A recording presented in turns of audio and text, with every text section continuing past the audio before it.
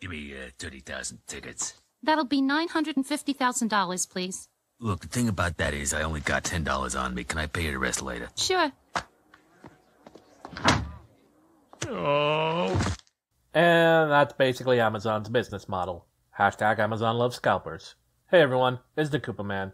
Ever been trying to get your hands on a new graphics card or a new vinyl statue? Or get excited for the latest piece of a Nintendo Amiibo merch coming out, only to find out when you get to the store page, usually on Amazon, it's already sold out 5 seconds after it's been listed. That, dear viewers, is because of a parasite. Parasites? Yeah, it's a term of endearment, that's all. Apologize! No. Apologize!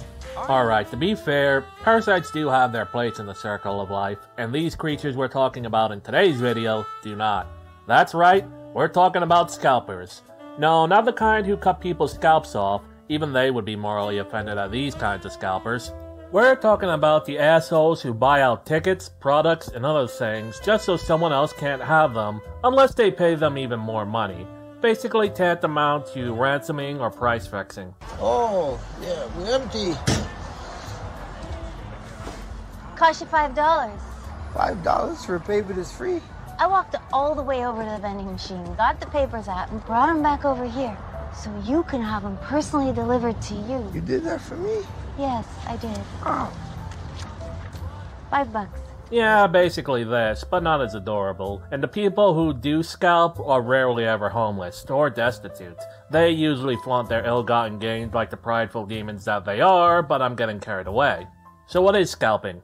Mostly associated with ticket sales, but in recent years has evolved to video games, merchandise, computer parts, and even things like hand sanitizer. Scalping is when someone purchases an obscene number of tickets or products for the sake of reselling them at a fixed price that can be $150, $200, $300, and even upwards of 1,000% more of what the ticket or item usually costs. This is done so that a reseller can make profit off people's desperation to get their ticket or item, particularly on items that are very limited in quantity. The act of selling products for more than their actual value when done by big companies or even small businesses which are subject to consumer trade laws is known as price fixing. You may remember a King of the Hill episode where Strickland Propane, along with 3 of its rivals, had a conspiracy to raise prices of propane gas to increase their profit shares, while under the guise of dividing the city of Ireland equally by district to end the price-lowering wars over the same consumer base. The act of price fixing, when done by legitimate businesses, is illegal.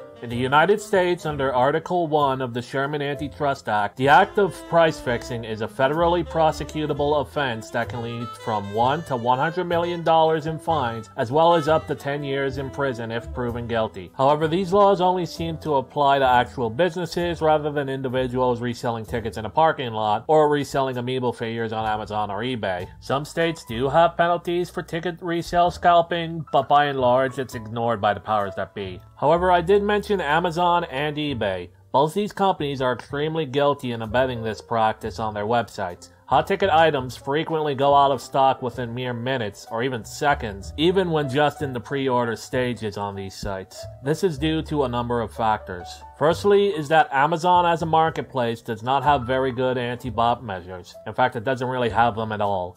In today's day and age, scalpers do not purchase items at the counter themselves, but do so digitally with bots. Programmed algorithms that hit pages for hot ticket items and purchase them at the maximum allowed quantity, usually using fraudulent or stolen credit card information to make the transaction. Secondly, Amazon rarely checks its credit card information on its website's purchases for stolen or fraudulent cards. That's because as long as they get paid, it's all good for them. Finally, Amazon allows users on its website to use their website as a storefront for their own businesses, under the guise of being a friend to small businesses in exchange for a percentage of profits on sales. This percentage cut usually leads to them getting even more money off the same items that they're already selling. So all of this means that they're breaking the law then, right?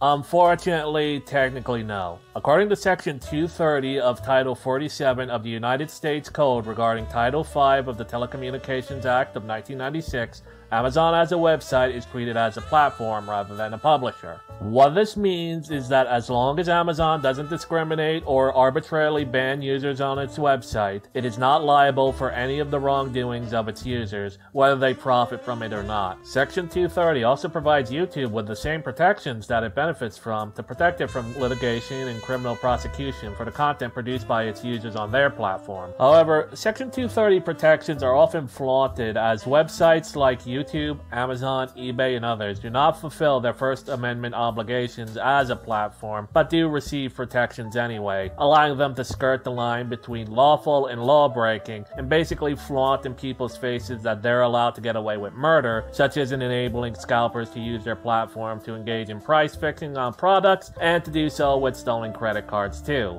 Now, scalpers have often come to their own defense by saying, "It's just capitalism, bro. What are you, some sort of communist who hates capitalism?" This defense is really only done by those engaging in shady illicit businesses like scalping, and is blatantly false. Scalping, in the form it's always taken, is not capitalism. Capitalism is when people are paid for the value and merit of their work and are rewarded accordingly by those they provide labor, goods, or services for. Scalping does not provide a service or a good, but takes goods or services from actual consumers and holds it ransom at fixed prices. Scalping is to capitalism what cancer cells are to a healthy human body.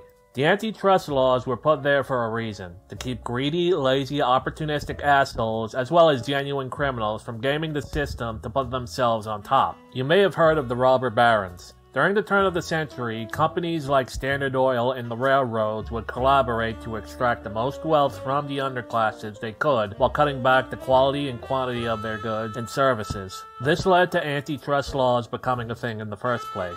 They didn't make oil more valuable, they just gamed the system to fix its price. There are criticisms of antitrust laws, some saying that the government shouldn't have a say in the economy at all. Those same critics might also be fanboys of Andrew Jackson, who wanted to destroy the Federal Reserve not because he wanted there to not be a government bank, but because he believed that power to be reserved to the executive branch of the government and was rightfully his. The sole purpose of a government is to act as a hockey referee. That is to say, as long as everyone is following the agreed upon rules and laws and fights are kept at a minimum, there is no need for intervention.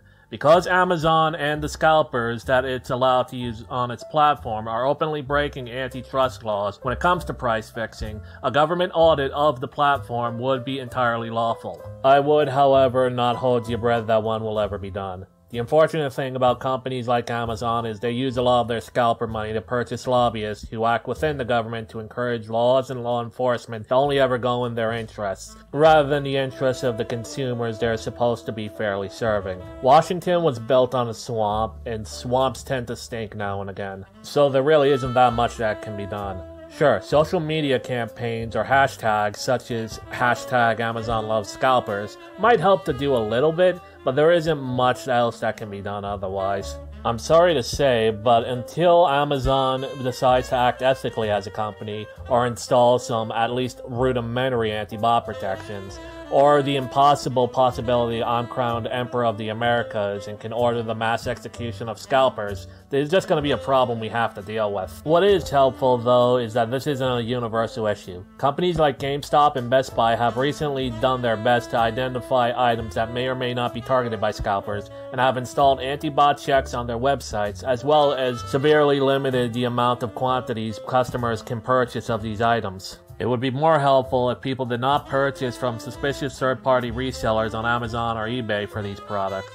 If they stop doing so, this will leave scalpers with wares they cannot get rid of at profitable prices, and will discourage the future practice of scalping by driving them into the poorhouse. This actually happened with the PlayStation 5. At its launch, this console was bought up by scalpers, and Sony didn't do much to stop it because it inflated their sales numbers and their egos. However, once they started to make them in greater and greater numbers, and it also came out that the system really wasn't all that good, many who scalped the console were left with entire warehouses of unsellable merchandise. While many times God does divinely punish people like this, God rarely does all the work alone. It's up to you to be wise. Hopefully someday we're able to do something about these parasites, but it's doubtful it'll be someday soon.